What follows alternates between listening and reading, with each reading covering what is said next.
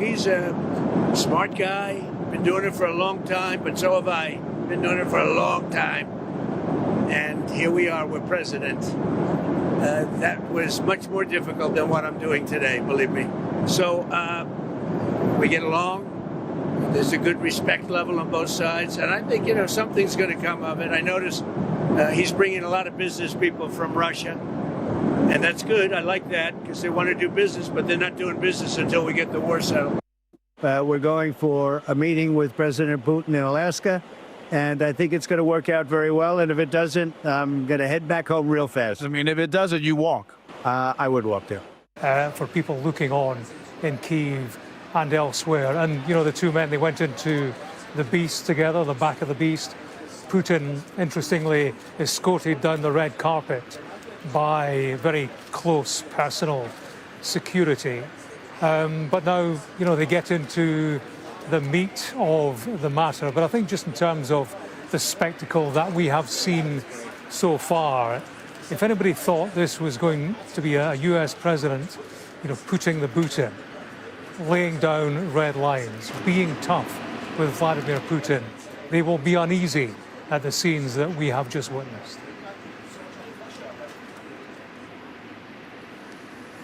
Yes, and Ivor Bennett is with the Russian delegation. And Ivor, obviously the Russians won't see it this way. They won't see it as, bringing Putin back from the cold. How will they see it? How do they view this summit?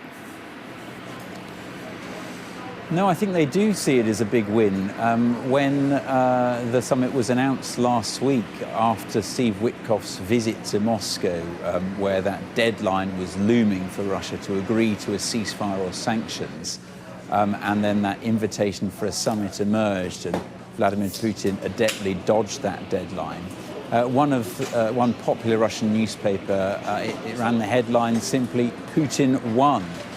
It was very triumphant, a lot of the coverage claiming that Putin had bought time, another kind of expert maneuver from the master negotiator, playing his opponents like a fiddle to get what he wanted here. And so they are making, they're not hiding from the fact that they see this as a big win for Russia, and this is exactly the moment that Vladimir Putin wanted. As Jeff said, it is a meeting of great powers. He's being seen as an equal. Donald Trump, as you see, has rolled out the red carpet for a man who's wanted for war crimes. This time last week, Donald Trump was threatening sanctions on Russia, but he's invited him here as a guest, welcomed him here for a summit, despite Vladimir Putin offering no concessions whatsoever. And it doesn't look like from these pictures, that's the start of this meeting, that Donald Trump has any intention of getting tough and threatening more sanctions on Vladimir Putin. One thing that was interesting that you've mentioned, Mark, is that comment from the Kremlin spokesman Dmitry Peskov on the way here, that they plan these talks to last for 6 to 7 hours, longer than the White House had scheduled them for.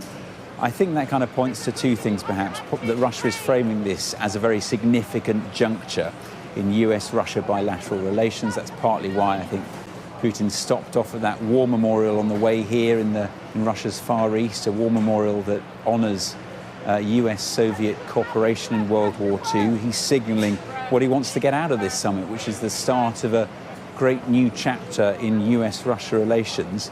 I think it also shows that Vladimir Putin hopes to kind of bamboozle his opponent here and the US delegation. Putin is known for being across all the details, all the facts, all the legal arguments, all the history. We're still holding for a minute? Okay.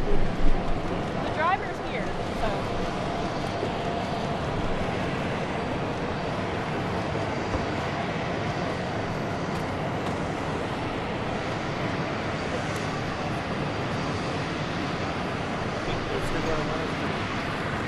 Bars up.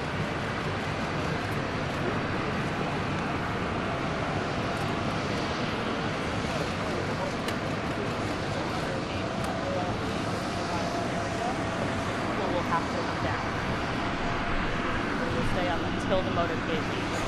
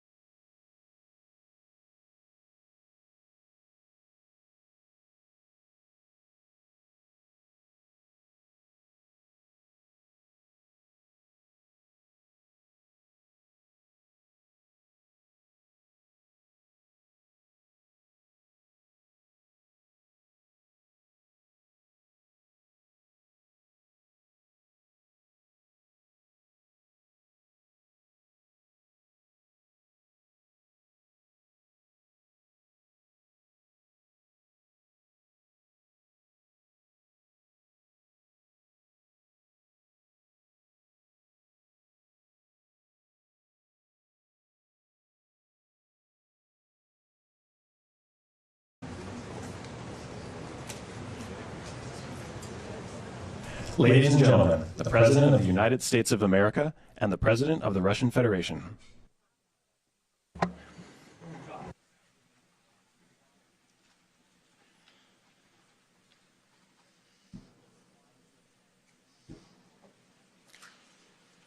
Mr. President, ladies and gentlemen, our negotiations have been held in a constructive atmosphere of mutual respect. We had very thorough negotiations that were quite useful. I would like to thank once again my American counterpart for the proposal to travel out here to Alaska. It only makes sense that we've met here because our countries, though separated by the ocean, are close neighbors.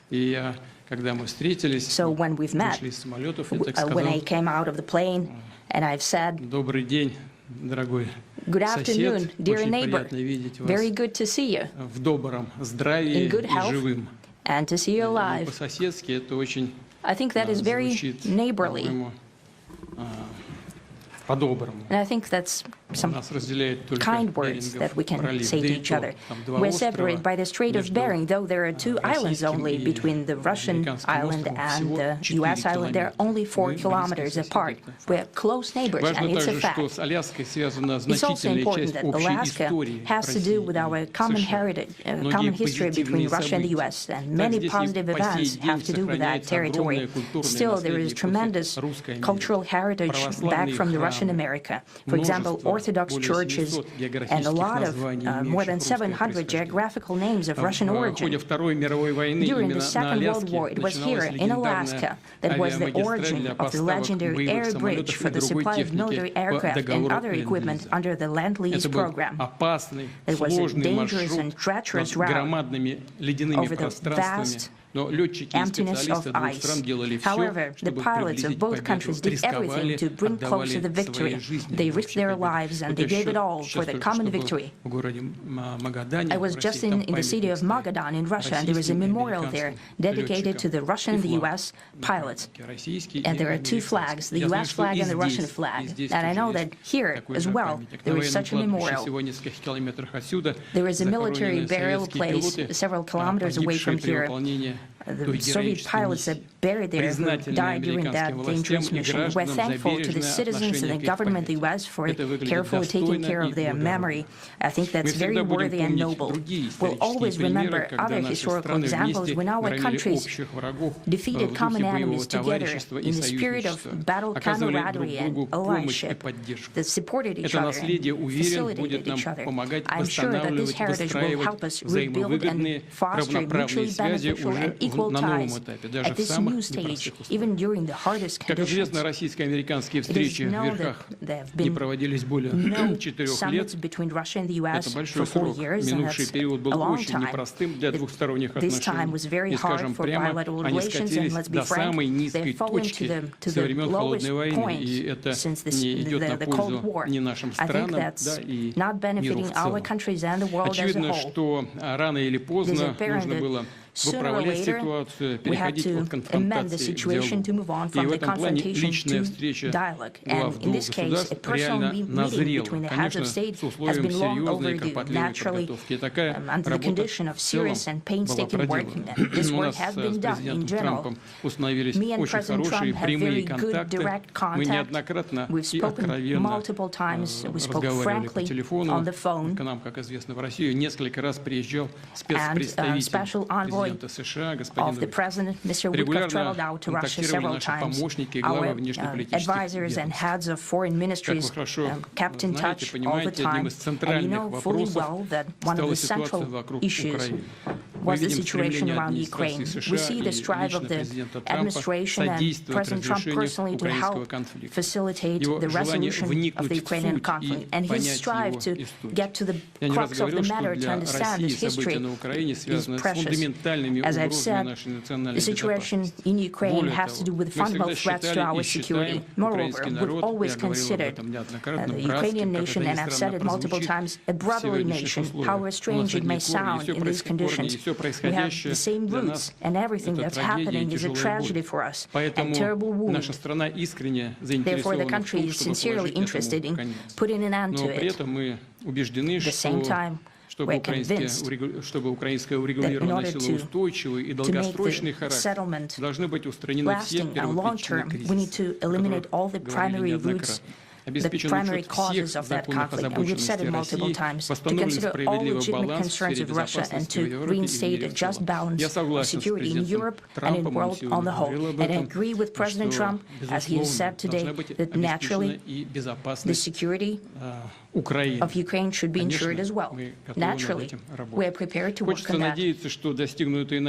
I would like to hope that the agreement that we've reached together will help us bring closer that goal and will pave the path towards peace in Ukraine. We expect that Kiev and European capitals will perceive that constructively and that they won't throw a wrench in the works. They will not make any attempts to use some backroom dealings to conduct provocations to torpedo the nascent progress.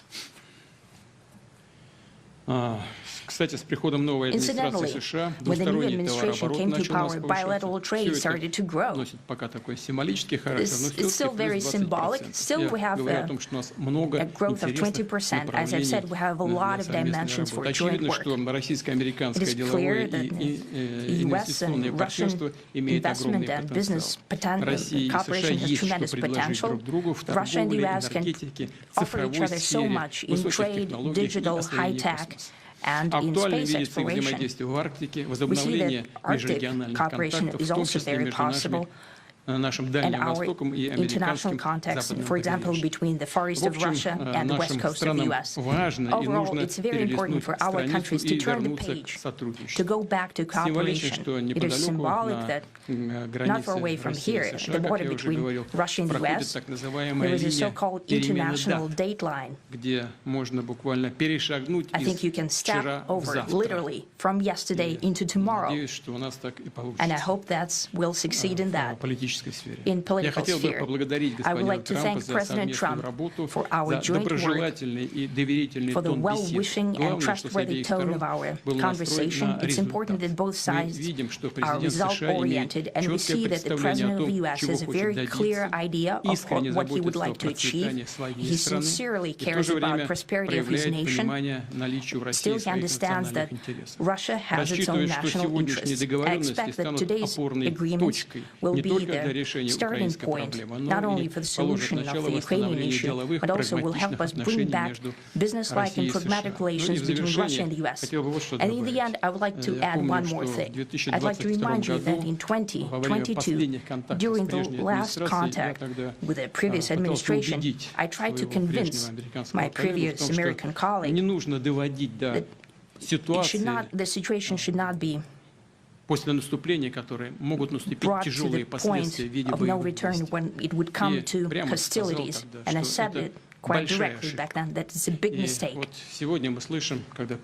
Today, when President Trump is saying that if he was the president back then, there will be no war, and I'm quite sure that it would indeed be so. I can confirm that. I think that overall, me and President Trump have built a very good business-like and trustworthy contact. And I have every reason to believe that moving down this path, we can come, and the sooner the better, to the end of the conflict in Ukraine. Thank you. Thank you.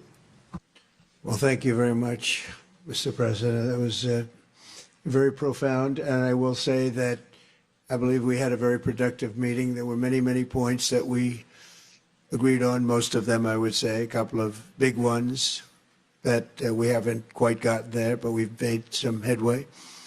So there's no deal until there's a deal. I will call up NATO in a little while. I will call up the various people that I think are appropriate, and I'll, of course, call up President Zelensky and tell him about today's meeting. It's ultimately up to them. They're going to have to agree with what Marco and Steve and some of the great people from the Trump administration who've come here, Scott and John Ratcliffe, thank you very much. But we have some of our really great leaders. They've been doing a phenomenal job. We also have some tremendous Russian business representatives here, and I think, you know, everybody wants to deal with us. We've become the hottest country anywhere in the world in a very short period of time, and we look forward to that. We look forward to dealing. We're going to try and get this over with. We really made some great progress today. I've always had a fantastic relationship with President Putin, with Vladimir. We had many tough meetings, good meetings. We were interfered with by the Russia hoax. That made it a little bit tougher to deal with, but he understood it. I think he's probably seen things like that during the course of his career. He's seen it all. But we had to put up with the Russia hoax. He knew it was a hoax, and I knew it was a hoax. But what was done was very criminal. But it made it harder for us to deal as a country in terms of the business and all of the things that we'd like to have dealt with. But we'll have a good chance when this is over. So just to put it very quickly, I'm going to start making a few phone calls and tell them what happened. But we had an extremely productive meeting, and many points were agreed to. There are just a very few that are left. Some are not that significant. One is probably the most significant, but we have a very good chance of getting there. We didn't get there, but we have a very good chance of getting there. I would like to thank President Putin and his entire team, whose faces, who I know in many cases, other than that, whose faces I get to see all the time in the newspapers. You're almost as famous as the boss, but especially this one right over here. But we had some good meetings over the years, right? Good, productive meetings over the years, and we hope to have that in the future. But let's do the most productive one right now. We're going to stop really 5, 6, 7,000, thousands of people a week from being killed, and President Putin wants to see that as much as I do. So, again, Mr. President, I'd like to thank you very much, and we'll speak to you very soon and probably see you again very soon. Thank you very much, Vladimir. Next time in Moscow. Oh, that's an interesting one. I don't know. I'll get a little heat on that one, but I could see it possibly happening. Thank you very much, Vladimir. And thank you all. Thank you. Thank you. Thank you so much.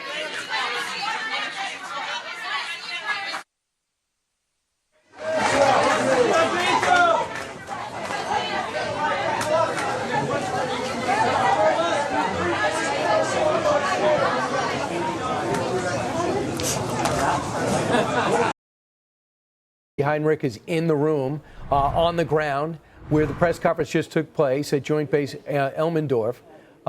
Jackie, I was surprised, no questions. I was surprised, no details on what progress was made.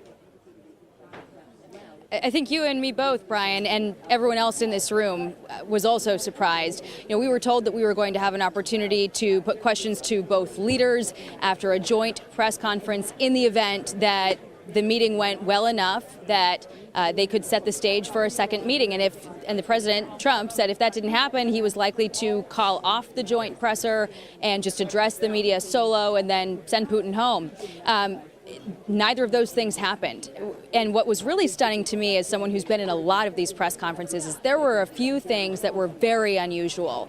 You had Putin come out and address the press first. I mean, we are on U.S. soil here, and that left the media scrambling to get their headsets in. Usually it is the leader of the country, the host country of a summit, that speaks first and addresses the room in their language. But Putin started right off in Russian, and we all had to get our headsets on and listen to him rattle off this diatribe about the history of the U.S.-Russia relationship, making some allusions to something that we didn't get many details on, but also, without knowing the full background of it, there was something that he said that was a little bit alarming, I thought, that seems like some of the things that he has done in the past, setting up false flags and that kind of thing, saying that we hope that Ukraine doesn't do anything to sabotage the progress that we made today, knowing full well that Ukraine has agreed to a ceasefire unconditionally for the last several months, and it has been Russia that has not agreed to a ceasefire. That was President Trump's main objective today. And when we did hear from the president, he said, we didn't get there, but we think that we can.